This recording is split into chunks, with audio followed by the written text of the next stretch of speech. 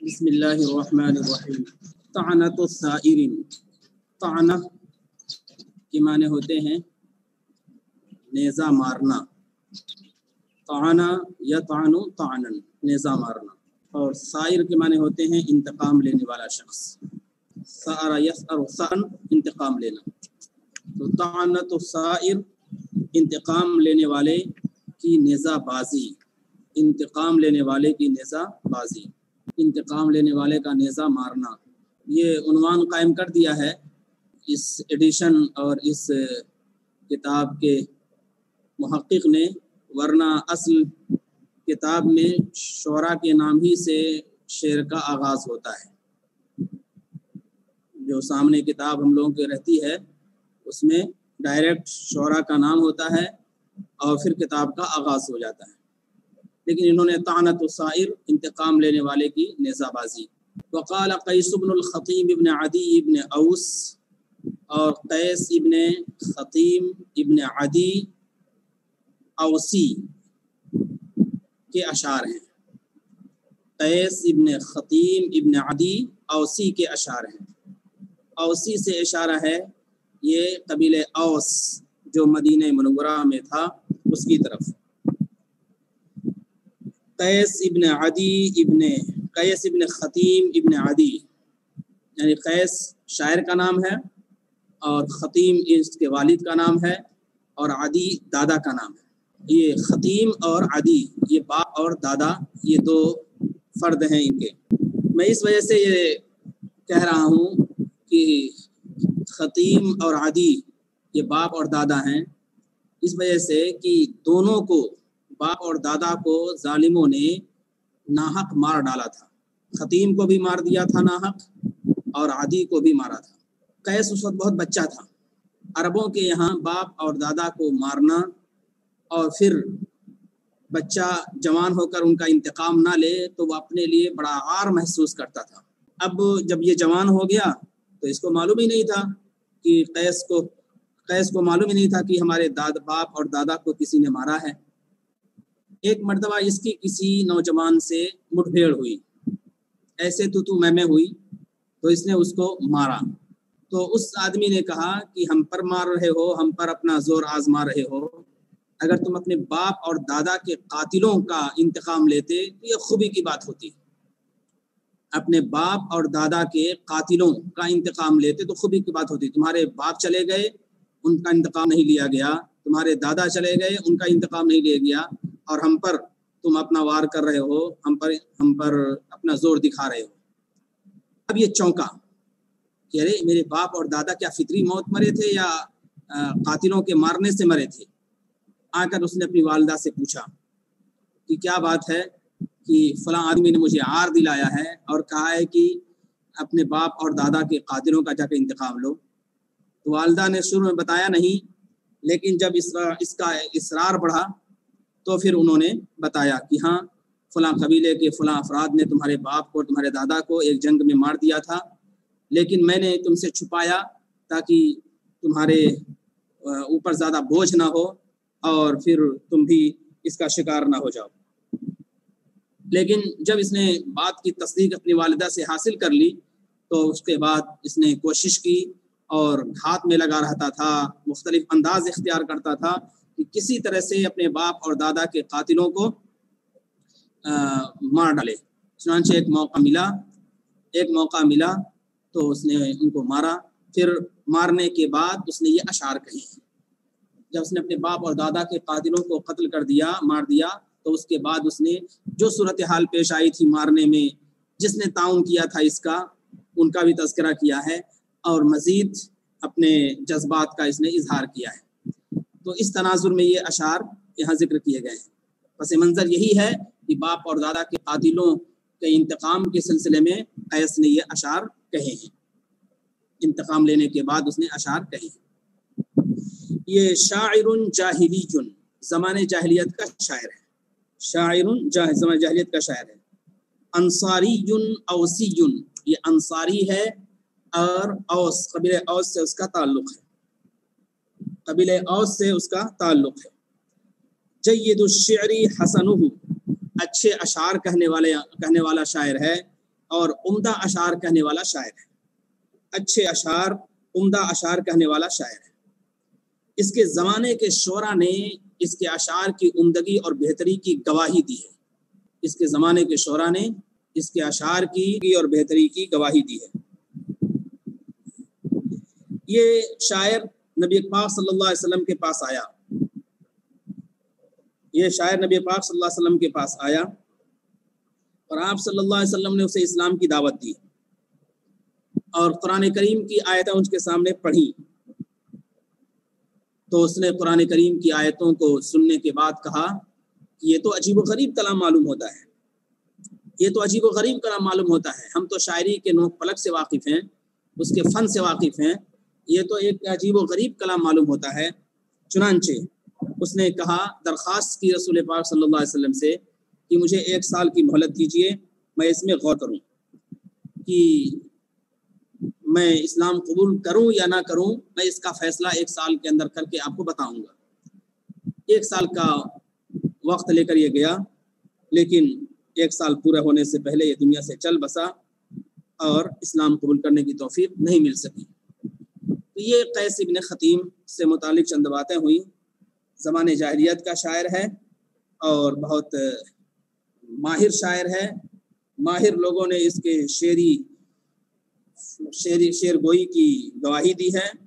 یہ نبی پاک صلی اللہ علیہ وسلم کے پاس آیا، اللہ کے رسول نے اسلام کی دعوت دی اور قرآن کی آیتیں پیش کی۔ اس نے کہا کہ میں عجیب و غریب کلام محسوس کر رہا ہوں، لیکن مجھے 1 سال کی مہلت دیجیے۔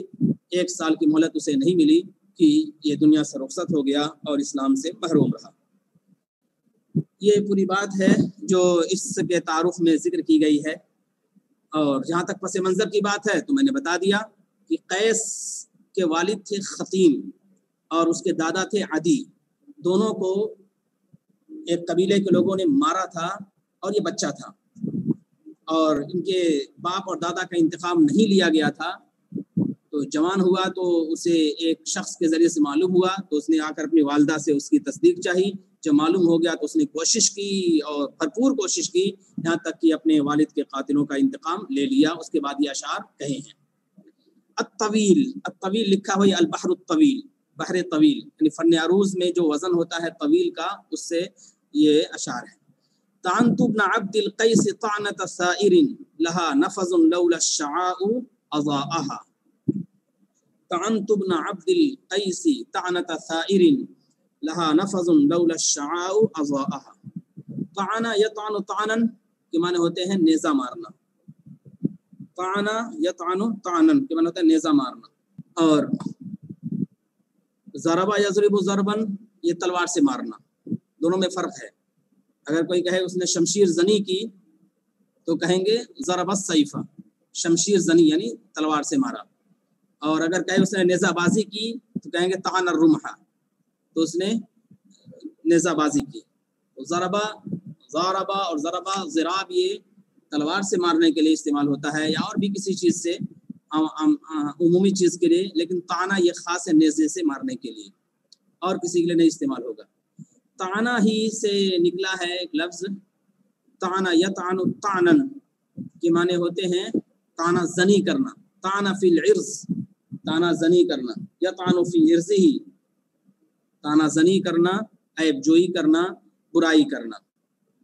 اور اسی سے ایک لفظ الطاعن فی السن کہتے ہیں عمر دراز کو، الطاعن فی السن، جو عمر دراز ہوتا ہے اس کو الطاعن فی السن کہتے ہیں۔ تو طعنت ابن عبد القیس، ابن عبد القیس نام ہے، طعنت ابن عبد القیس، ابن عبد القیس۔ ابن عبد القیس وہ ہے جس نے خطیم اور عدی کو قتل کیا تھا، تو شاعر کہتا ہے کہ میں نے اس کو نیزہ مارا۔ کس کو؟ عبد القیس کے بیٹے کو، عبد القیس کے بیٹے کو نیزہ مارا، اسی نے اس کے باپ اور دادا کو قتل کیا تھا، تو اسی کی طرف اشارہ ہے۔ طعنۃ الثائر، نیزہ مارا تو کس طرح مارا؟ ایسا نہیں نیزہ مارنا جیسے عام نیزہ مارتے ہیں، بلکہ طعنۃ یہ مصدر ہے، اور سائر، سأر یسأر سأرن کے معنی ہوتے ہیں انتقام لینا، تو انتقام لینے والے شخص کے نیزہ مارنے کی طرح میں نے نیزہ مارا، انتقام لینے والے شخص کے نیزہ مارنے کی طرح میں نے نیزہ مارا۔ میں نے ابن عبد القیس کو انتقام لینے والے شخص کے نیزہ مارنے کی طرح نیزہ مارا. میں نے ابن عبد القیس کو نیزہ مارا انتقام لینے والے شخص کے نیزہ مارنے کی طرح. لہا نفذ، لہا کی ضمیر جا رہی ہے کی طرف. لہا نفذ، نفذ کی جمع انفاس بناتے ہیں سوراخ کے. لہا نفذ سوراخ کے. نفذ ینفذ نفوذا بناتے ہیں آر پار ہو جانا. نفذ ینفذ نفوذا سرایت کرنا.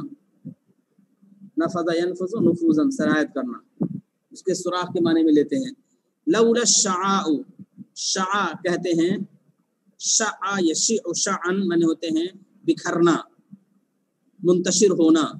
شعاء یشیع شعا معنی ہوتا ہے منتشر ہونا اور بکھرنا، منتشر ہونا اور بکھرنا. لولا الشعاء. اضاءها، اضاء یضیء اضاءۃ معنی ہوتا ہے روشن کرنا. اضاء یضیء اضاءۃ کے معنی ہوتے ہیں روشن کرنا، روشن کرنا. ہا کی ضمیر جا رہی ہے قانا کی طرف. قانا پورا ترجمہ ہوگا میں نے ابن عبد القیس کو انتقام لینے والے شخص کے نیزہ مارنے کی طرح نیزہ مارا. میں نے ابن عبد القیس کو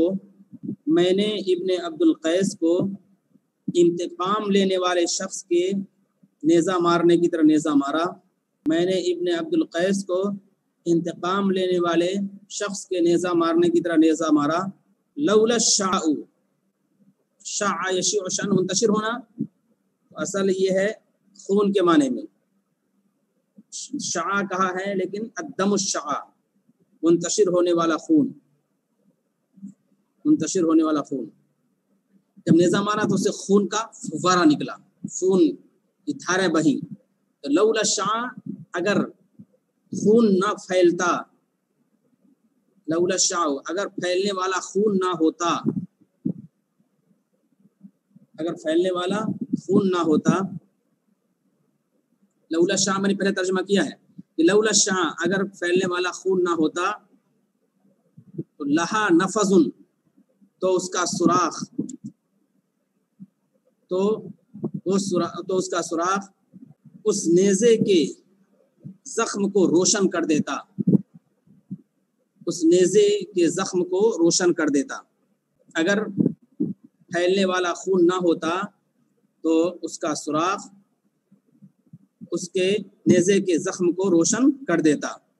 اگر پھیلنے والا خون نہ ہوتا تو اس کا سوراخ نیزے کے زخم کو روشن کر دیتا. پھر سنیے کہ میں نے ابن عبد القیس کو نیزہ مارا انتقام لینے والے شخص کے نیزے کی طرح، کہ نیزہ مارنے کی طرح، انتقام لینے والے شخص کے نیزہ مارنے کی طرح.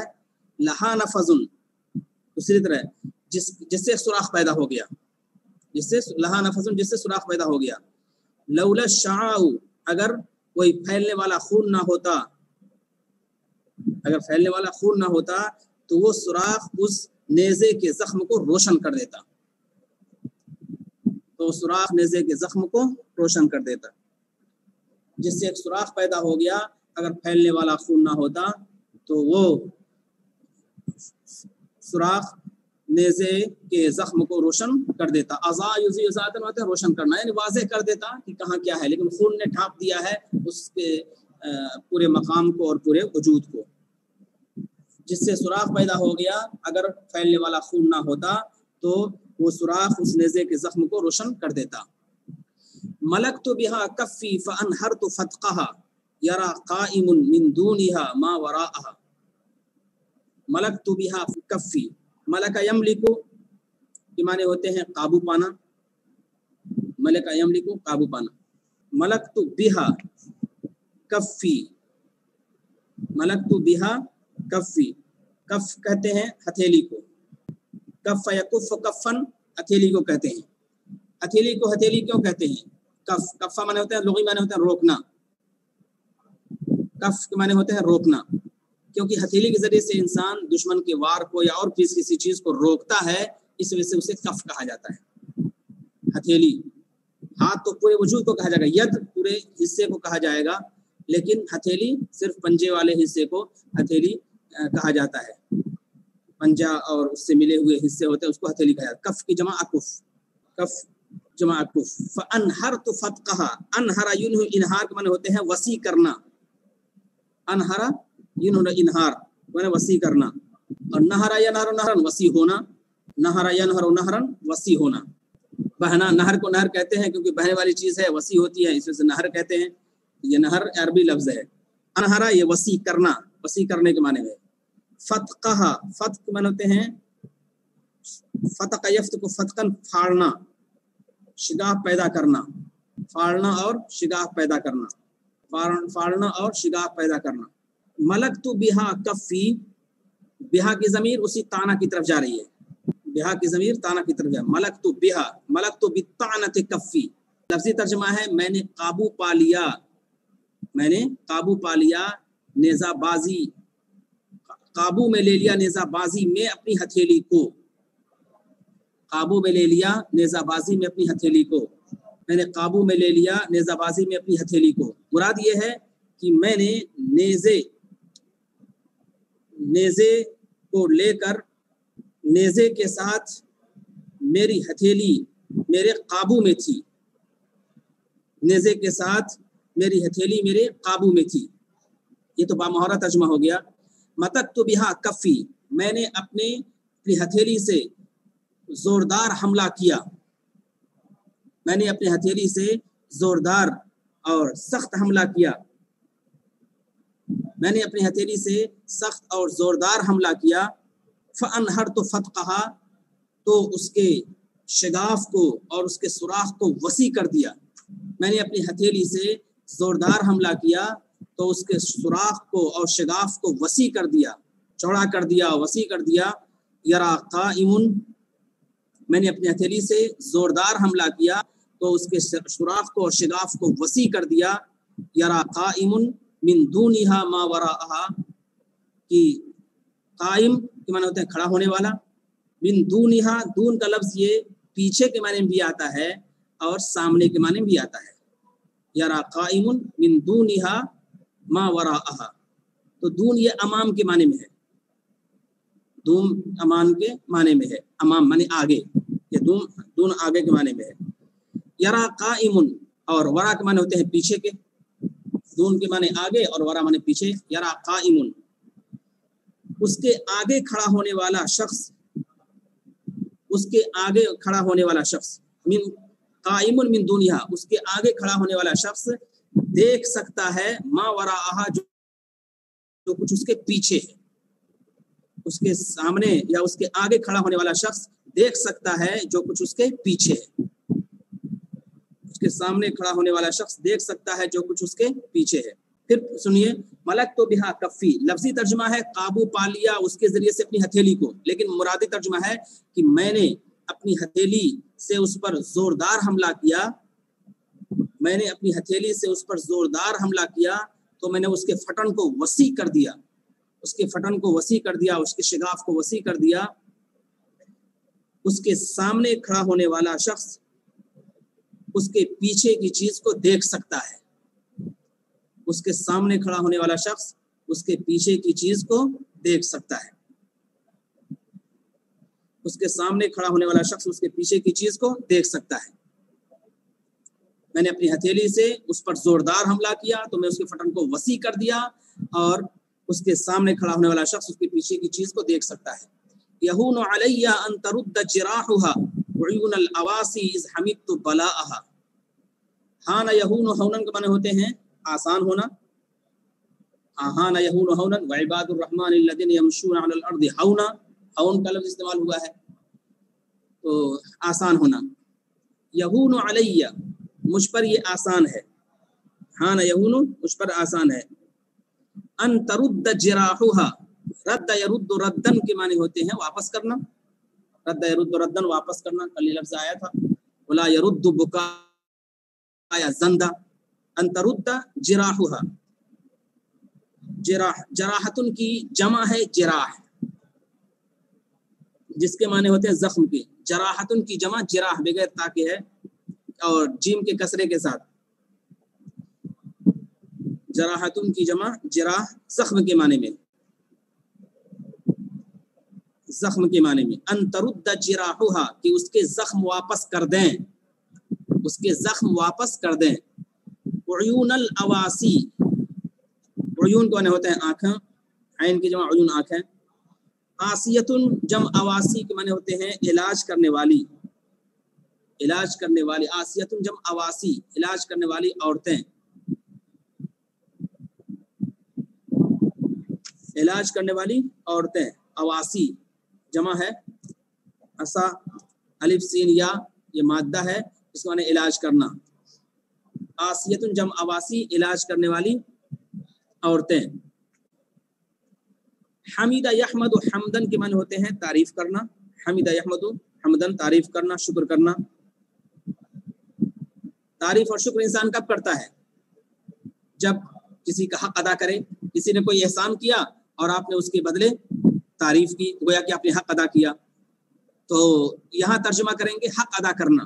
اذ حمدت بلاءہا، جب میں نے حق ادا کیا. اذ حمدت بلاءہا، بلا یہاں حمیدہ حق ادا کرنے کے معنی میں.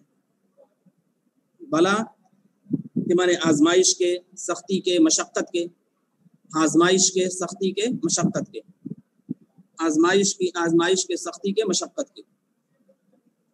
کہنا یہ چاہتا ہے کہ میں نے جب بھرپور انداز میں حملہ کیا ہے، جب میں نے بھرپور انداز میں حملہ کیا ہے تو یہ میرے لیے بڑی خوشکن بات ہے، بڑی اچھی بات ہے، مسرت آمیز بات ہے کہ میں ایسا حملہ کروں، مسرت آمیز بات میں ایسا حملہ کروں جس میں دشمن کے چھکے چھڑا دوں. اور چونکہ انہوں نے میرے باپ اور دادا کو قتل کیا ہے تو ضروری ہے کہ میری طرف سے ایسے ہی حملہ ہونا چاہیے، اس میں کوئی کمی نہیں ہونی چاہیے. اس حمدت بلاءہا، جب میں اس کے آزمائش کا حق ادا کر دوں. یہون علی ان ترد جراحھا، میرے لیے یہ بات آسان ہے، میرے لیے یہ بات آسان ہے کہ ان ترد جراحھا، کہ اس نیزے کی زخم، ان ترد جراحھا، میرے لیے یہ بات آسان ہے کہ اس نیزے کے زخم، اس نیزے کے زخم علاج کرنے والی عورتوں کی، علاج کرنے والی عورتوں کی آنکھوں کو لوٹا دیں، واپس کر دیں. علاج کرنے والی عورتوں کی آنکھوں کو لوٹا دیں، واپس کر دیں. علاج کرنے والی عورتوں کی آنکھوں کو لوٹا دیں، واپس کر دیں. میرے لیے یہ بات آسان ہے کہ اس کے نیزے کے زخم، کہ اس نیزے کے زخم علاج کرنے والی عورتوں کی آنکھوں کو لوٹا دیں. اذ حمدت بلاءہا، جب میں اس آزمائش کا پورا پورا حق ادا کر دوں، جب میں اس آزمائش کا پورا پورا حق ادا کر دوں، جب میں اس آزمائش کا پورا پورا حق ادا کر دوں. میرے لیے بات آسان ہے کہ اس نیزے کے زخم علاج کرنے والی عورتوں کی آنکھوں کو واپس کر دیں، لوٹا دیں، جب میں اس آزمائش کا پورا پورا حق ادا کر دوں، جب میں اس آزمائش کا پورا پورا حق ادا کر دوں. کہنا یہ چاہتا ہے کہ میرے لیے بہت سہل ہے، آسان ہے کہ میں ایسا حملہ کروں کہ جو تیماردار عورتیں ہیں، جو ڈاکٹری اور علاج کرنے والی عورتیں، وہ مایوس ہو جائیں. شرط یہ ہے کہ میں قاعدے سے حملہ کر دوں، تو یہ ایسا ہی ہوگا کہ وہ لوگ علاج کرنے سے عاجز رہیں گے اور یہ ان کے خاتمے کے سلسلے میں سوچیں گے کہ ان کا خاتمہ ہو گیا اور علاج نہیں کر سکیں گے. یہ میرے لیے بات آسان ہے کہ اس نیزے کے زخم کہ جو میں نیزہ معلوم کہ اس نیزے کے زخم علاج کرنے والی عورتوں کی آنکھوں کو واپس کر دیں، لوٹا دیں. اذ حمدت بلاءہا، جب میں اس آزمائش کا پورا پورا حق ادا کر دوں. وساعدنی فیہا ابن عمرو بن عامر خداش فأدى نعمتا وافاءها. ساعدہ یساعد، مساعدت من ہوتے ہیں مدد کرنا. ساعدنی مدد کرنا، مساعدہ کہتے ہیں چندے کو بھی. المساعدات المالیہ، چندہ، اس کے لیے لفظ استعمال ہوتا ہے المساعدات. الساعد الایمن کہا جاتا ہے داہنے ہاتھ کو. الساعد الایمن داہنے ہاتھ کہا جاتا ہے، ان کا داہنا ہاتھ ہے. اسی وجہ سے مساعد التحریر کہا جاتا ہے، معاون مدیر کے معنی میں سے استعمال کیا جاتا ہے مساعد. ساعد یساعد مساعدتاً مدد کرنا. وساعدنی فیہ ابن عمرو بن عامر خداش، یہ نام ہے ابن عمرو بن عامر خداش. جو ابن عمرو بن عامر ہے وہی خداش ہے، اسی سے وہ بدل ہے، بدل کل ہے. فأدى نعمة وأفاءها، فأدى نعمة وأفاء، أدى نعمة اس نے احسان کا بدلہ دیا، ادا نعمہ یعنی احسان کو ادا کیا. وافاءها، افاء کا معنی ہوتا ہے لوٹانا، افاء یفی افاءۃ لوٹانا، افاء یفی وما افاء اللہ علیکم، جو اللہ نے لوٹایا ہے، جو اللہ نے لوٹایا ہے اس کے لیے افاء یفی افاءۃ استعمال ہوتا ہے. فاء یفی، فے مال فے کہتے ہیں اسی کو جو صلح کے ذریعے سے مال غنیمت حاصل ہو، اس کو مال فے کہتے ہیں. فے وہ مال غنیمت جو صلح کے ذریعے سے حاصل ہو، اس میں جنگ و قتال کی ضرورت نہ پیش آئے، اس کو فے کہا جاتا ہے. اور جس میں جنگ و جدال کی نوبت آئے اس کو غنیمت کہا جاتا ہے، مال غنیمت. جنگ و جدال کے بعد جو مال غنیمت حاصل ہو اس کو مال غنیمت کہا جاتا ہے. وَاعْلَمُوا أَنَّمَا غَنِمْتُم مِّن شَيْءٍ، تو یہاں جنگ کی بات آئی تھی، یہ غزوہ بدر کا تذکرہ ہے. اور وما افاء اللہ سورہ حشر میں ہے، تو وہاں اللہ تعالیٰ نے عطا فرما دیا تھا افاء اللہ علیکم، صلح کے ذریعے سے جو چیزیں حاصل ہوئی تھی. اور نفل کہتے ہیں زائد مال کو، نفل. یسألونک عن الانفال، زائد ہر وہ چیز جو زائد ہو، اضافی طور پر جو ملے تو اس کو نفل کہا جاتا ہے. پھر مال غنیمت کے معنی میں اس کو لے لیتے ہیں کہ جو زائد چیز ہے تو گویا کہ وہ مال غنیمت ہی ہے. تو افا یفی و افاطن کے معنی ہوتے ہیں واپس کرنا، لوٹانا. فا یفی و فیان کو معنی ہے لوٹنا، یہ افا ہے. وساعدنی فیہ ابن عمرو بن عامر خداش فأدى نعمة وأفاءها. اور اس سلسلے میں ابن عمرو بن عامر یعنی خداش نے میری مدد کی. اور اس سلسلے میں ابن عمرو بن عامر یعنی خداش نے میری مدد کی، فأدى نعمة وأفاءها. اس سلسلے میں میری ابن عمرو بن عامر یعنی خداش نے میری مدد کی. فأدى نعمة وأفاءها، تو اس نے احسان کا بدلہ دیا اور اس کو بھرپور انداز میں لوٹایا.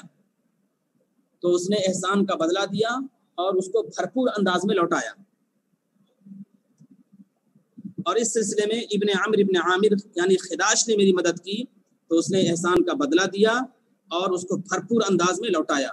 وأدى نعمة وأفاءها. اس سلسلے میں ابن عمرو بن عامر یعنی خداش نے میری مدد کی اور اس نے احسان کا بدلہ دیا اور بھرپور انداز میں اس کو لوٹایا. وَكُنْتُ امْرَأً لَا أَسْمَعُ الدَّهْرَ صُبَّةً أُصَبُّ بِهَا إِلَّا كَشَفْتُ غِطَاءَهَا. دہرہ کنتم رأن، میں ایسا فرد ہوں، کنتم رأن میں ایسا فرد ہوں. لا اسمع الدہرہ، دہرہ سے مراد تاحیات، الدہرہ ما دمت حیا کے معنی میں ایسا آدمی ہوں، میں ایسا فرد ہوں عمر بھر.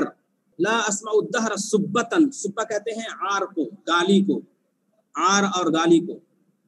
میں ایسا آدمی ہوں، ایسا فرد ہوں.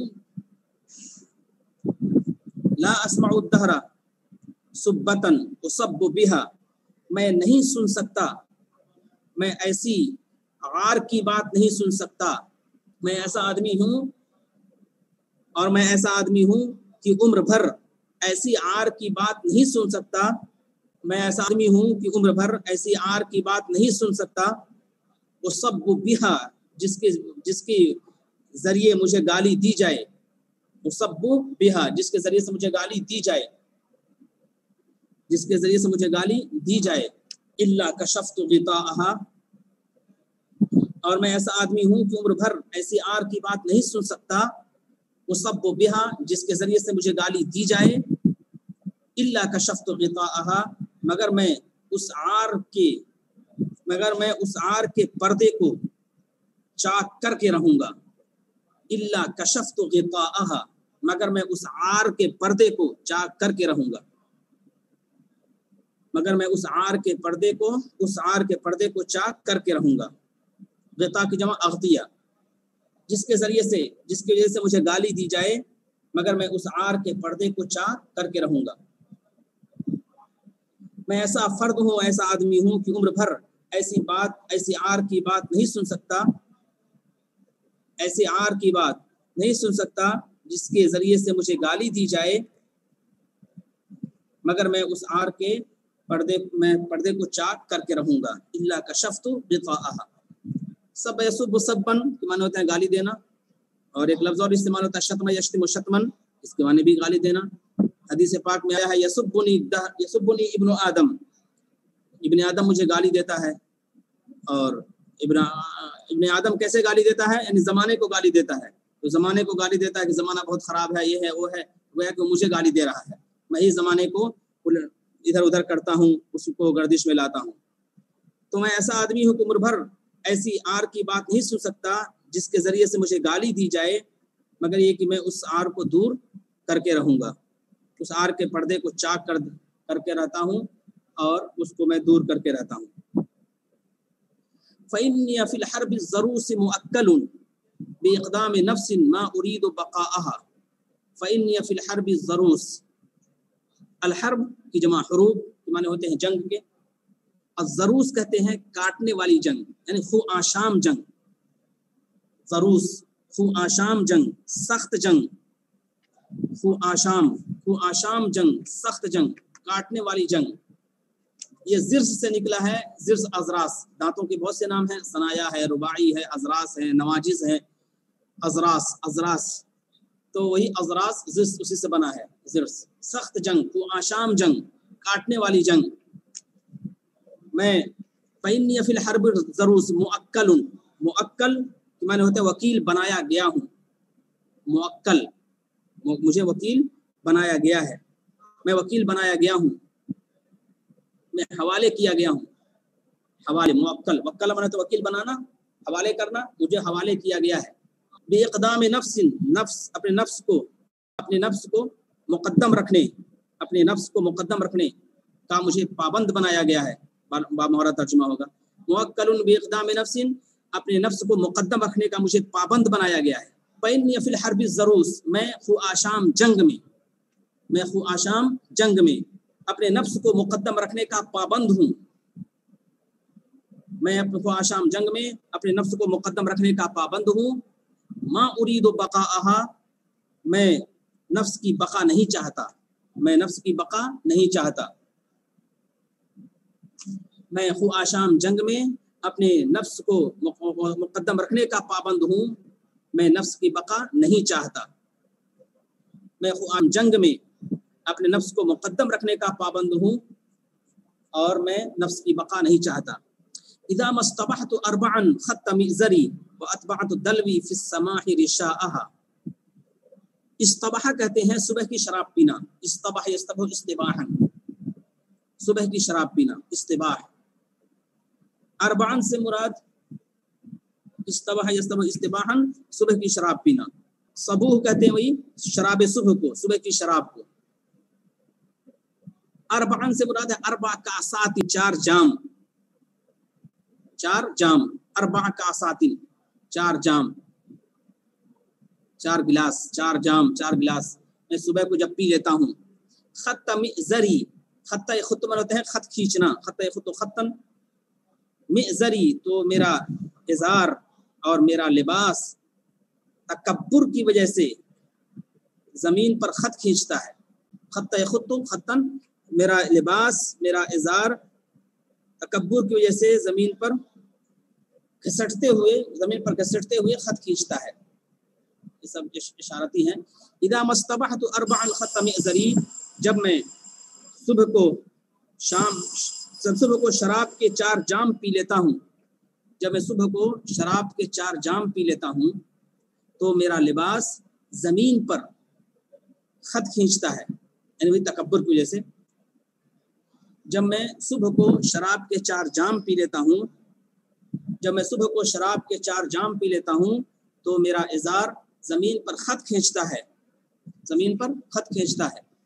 وہ اتبعت دلوی، اتباع مطلب پیچھے کرنا، پیچھے لگا دینا، کسی چیز کو بعد میں کر دینا، اس کے لیے اتباع کا لفظ آتا ہے۔ اور دلون کی جمع اتباع بعد میں کر دینا۔ اتبعت دلوی، دلو کہتے ہیں ڈول کو دلوی، دلوی کی جمع دلا، بحری لا تکترہ الدلاء، دلوی کی جمع دلا ڈول کے. فی السماح، سماح کے معنی ہوتے ہیں دریا دلی کے، کشادہ دلی کے، یہاں سخاوت کے معنی میں ہے. فی السماح، اسی وجہ سے سماحت الشیخ کہا جاتا ہے، یعنی ایسی شخصیت ہے جن کا ظرف بہت وسیع ہے، جو ہر کس و ناقص کو اور ہر ایک کو اہمیت دیتے ہیں، ان کے یہاں کوئی بھید بھاؤ نہیں ہے، ان کے یہاں کوئی امتیاز نہیں ہے. سماحت الشیخ، اس وجہ سے یہ لفظ استعمال کرتے ہیں، سماحہ سخاوت کے معنی میں. کشادہ ہونا اور ظرف کا اعلیٰ ہونا. رشا کہتے ہیں ڈول کو، رسی کو. رشاؤن کی جمع ارشیہ کے معنی ہوتے ہیں رسی کے. رشاؤن کی جمع ارشیہ کے معنی رسی کے. رشاؤن کی جمع ارشیہ رسی کے. اذا مستبحت اربعا خط مئزری، جب میں صبح کو شراب کے 4 جام پی لیتا ہوں، جب میں صبح کو شراب کے 4 جام پی لیتا ہوں تو تکبر کی وجہ سے میرا ازار زمین پر خط کھینچتا ہے، اور میں اتبعت دلوی رشاءہا، اور میں اتبعت دلوی اور اپنے ڈول کو دے دیتا ہوں. لفظی ترجمہ بعد میں کر دیتا ہوں، میں اپنے ڈول کو بعد میں کر دیتا ہوں سخاوت میں رسی سمیت، یعنی میں سخاوت میں اپنے ڈول کو رسی سمیت دے دیتا ہوں. میں سخاوت میں اپنے ڈول کو رسی سمیت دے دیتا ہوں. میں سخاوت میں اپنے ڈول کو رسی سمیت دے دیتا ہوں. میں سخاوت میں اپنے ڈول کو رسی سمیت دے دیتا ہوں. میں سخاوت میں اپنے ڈول کو رسی سمیت دے دیتا ہوں. رشا کے جمع ارشیہ معنی رسی کے ہوتے ہیں. جب میں صبح کی شراب کے 4 جام پی دیتا ہوں تو تکبر کی وجہ سے میرا ازار زمین پر خط کھینچتا ہے، اور میں سخاوت میں اپنے ڈول کو رسی سمیت دے دیتا ہوں. متی یاتی ھذا الموت لا تبقى حاجۃ لا تلف حاجۃ بھی آیا ہے. لا تلف حاجۃ، الفا یلفی الفان پر ہوتے ہیں پانا، الفا یلفی الفان پانا. لا تبقى حاجۃ بھی ٹھیک ہے. لا نفسی الا قد قضیت قضاءها، قد قضیت قضاءها، قضا یقضی قضاء کے معنی ہوتے ہیں فیصلہ کرنا. قضیت قضاءها، ایک قضا منہ العجب ایک تعبیر استعمال ہوتی ہے تعجب کرنا. قضا منہ العجب تعجب کرنا، قضا منہ العجب تعجب کرنا. بس قضیت منہ العجب کہنا اتعجب، اور قضیت منہ العجب استغربت منہ، یہ 3 تعبیر ہو گئی تعجب کے لیے. استغربت منہ میں نے تعجب کیا، اور قضیت منہ العجب میں نے تعجب کیا، اور اتعجب تعجب میں کرتا ہوں. تو یہ قضا منہ العجب. متی یاتی ھذا الموت، جب میری موت آئے گی، جب میری موت آئے گی. متی یاتی ھذا الموت، جب میری موت آئے گی. لا تبقى حاجۃ لنفسی، تو میرے نفس کی کوئی حاجت نہیں پائی جائے گی. لا تبقى حاجۃ، میرے نفس کی کوئی حاجت نہیں پائی جائے گی. الا قد قضیت قضاءها، مگر میں اس کو پورا کر چکا ہوں گا، مگر میں اس کو پورا کر چکا ہوں گا. جب میری موت آئے گی تو میرے نفس کی کوئی حاجت باقی نہیں رہے گی، میرے نفس کی کوئی حاجت میرے نفس کی کوئی حاجت نہیں پائی جائے گی، مگر یہ کہ میں اس کو پورا کر چکا ہوں گا. جب میری موت آئے گی میرے نفس کی کوئی حاجت باقی نہیں رہے گی، مگر میں اس کو پورا کر چکا ہوں گا. سأرت عدیا، میں نے عدی اور خطیم کا انتقام لے لیا. عدی یعنی اپنے دادا، میں نے اپنے دادا، اور خطیم اپنے والد، میں نے اپنے دادا اور اپنے والد کا انتقام لے لیا. میں نے اپنے دادا اور اپنے والد کا انتقام لے لیا. فلم اضیع ولایت اشیاخ، قضا یضیع ذات معنی ضائع کرنا. ولایہ کے معنی ہوتے ہیں نیابت کے، قائم مقامی کے، قائم مقامی کے. ولایت قائم مقامی اور نیابت کے. شیخ کی جمع اشیاخ معنی ہوتے ہیں بزرگ. شیخ کی جمع اشیاخ اور شیوخ دونوں استعمال کرتے ہیں. شیخ کی جمع اشیاخ اور بزرگ کے معنی میں. جعلت اذاها، جس کا مجھے قائم مقام بنایا گیا تھا، جس کا مجھے قائم مقام بنایا گیا ہے.